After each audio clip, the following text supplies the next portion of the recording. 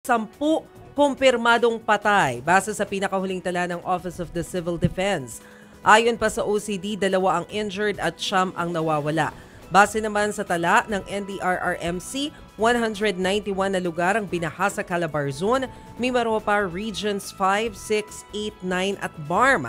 Sa Albay na matinding baha ang naranasan, higit 180,000 ang nananatili pa rin sa evacuation centers. Pero linawin ko lang po kasi etong sinasabi ng OCD na patay na 10 katao, baka malito kayo kasi iba yung numero ng Philippine National Police. Ilan nga yun sa PNP? 26 na po. 26. Kasi po ang OCD, sila talaga yung official na naglalabas ng mga casualties. Ito yung nire-record talaga natin na basis natin. Binavalidate nila. Binavalidate. Kaya binavalidate po talaga ng husto bago nila isinasama doon sa numero nila. Pero ang paliwanag nga po ng OCD, eventually nagtutugma rin naman yung numero once na na-validate na.